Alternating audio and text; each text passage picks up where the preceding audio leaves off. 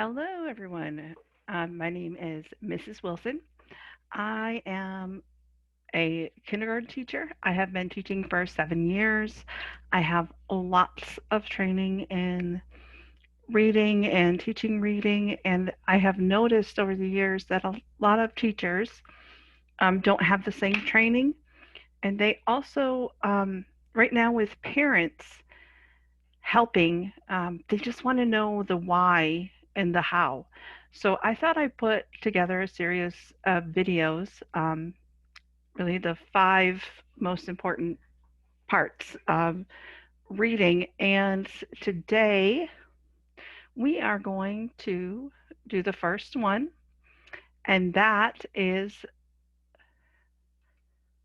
phonological awareness.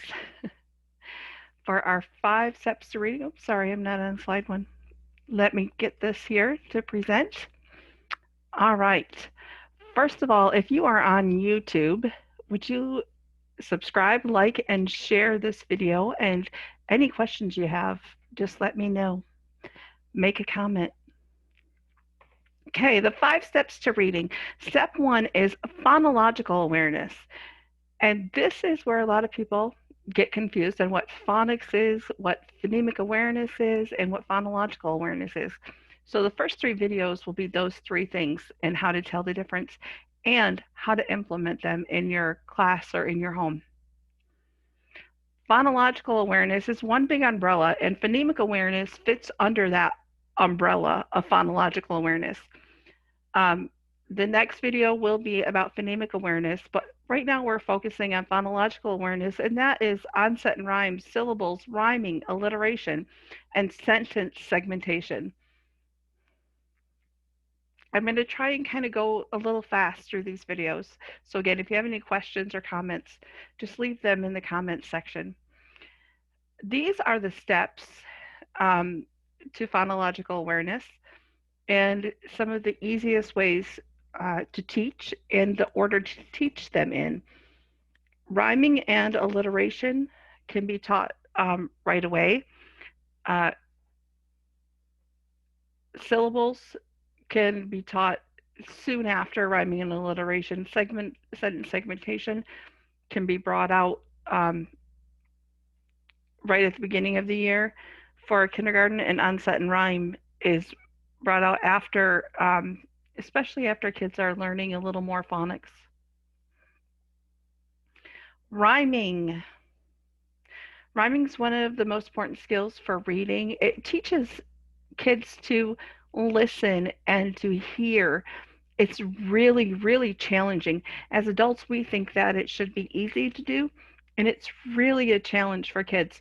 So this should really be started as young as 2 and 3 years old, not expecting them to make rhymes, but just listening for them, just pointing out what it is, what a rhyme is, and having them just training them to listen.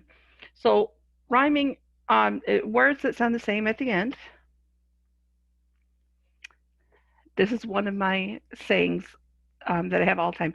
Music and movement impact memory. Music, movement, and memory. So I created a rhyming yoga set to get movement in along with rhyming, and the kids love it. And I have had great success in one of my coworkers. She's used it, and she had great success with this as well. And I have some. It's my granddaughter. This is dog, frog. So you just do that over again. Do dog, and then go back into frog, and say that 2 or 3 times. Dog, frog, while doing the movements. And here is snake and lake.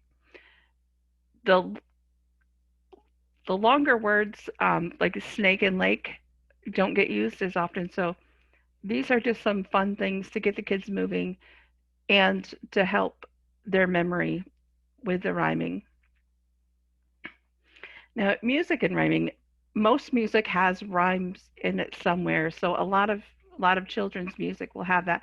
So just playing a lot of that and having the kids listen to it and train them to listen for it. Um, One of our classroom favorites is the song Down by the Bay, and I left the link onto that.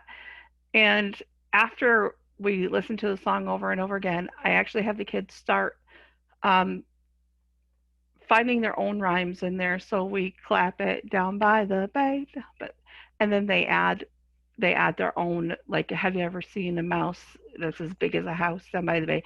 Like they come up with their own rhymes with their song. So it's a good way to add music to that.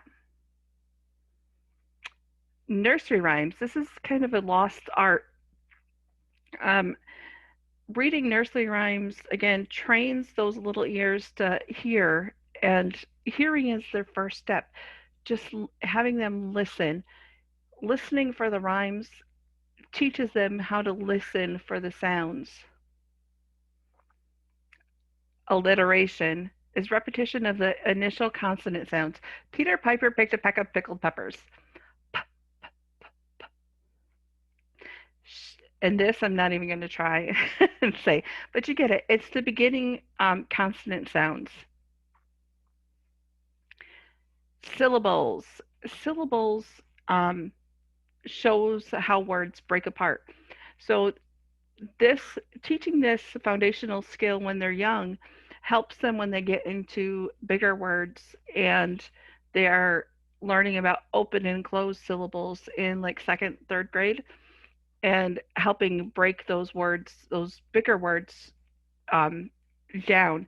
So this is really important right now, again, so that they can hear those breaks in the words. So we clap, or you can do it under the chin. Pop corn. You can see your movement. Pop corn. You can see the syllables where they break up. Um, Clapping.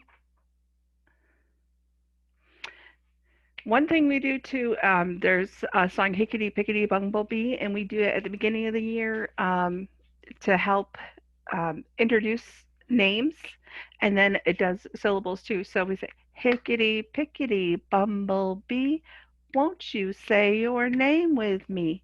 And then we do clap it, Kimberly. And then tap on your legs, Kimberly, and snap it, Kimberly. So then they get to count, Kimberly. So they get to count how many syllables and do that. And it's a fun way to get to know the names. And the kids love to say their names and say their friends' names. So that's just a fun way to do syllables. Sentence segmentation. Knowing the difference between a letter, a word, and a sentence, and knowing how many words are in a sentence. So we say a sentence, the cow ran home. So we count that, just the cow ran home. So kids can get the idea of breaking a sentence apart into words and what the difference between a sentence and a word is, and then going back down to what the difference between a letter and a word is. And for adults, this is easy because we've always, we've been doing it for so long, but for kids, this is a struggle. Onset is the beginning sounds. Rhyme is a group of sounds that follow. Think of word families at.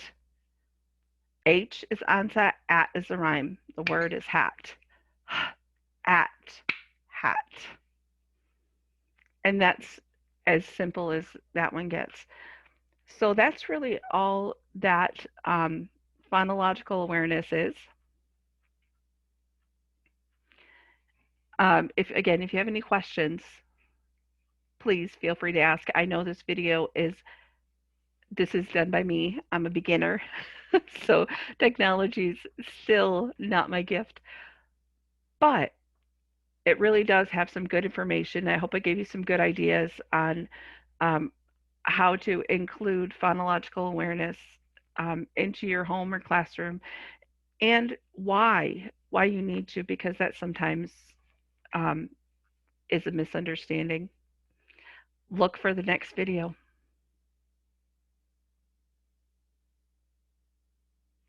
Bye.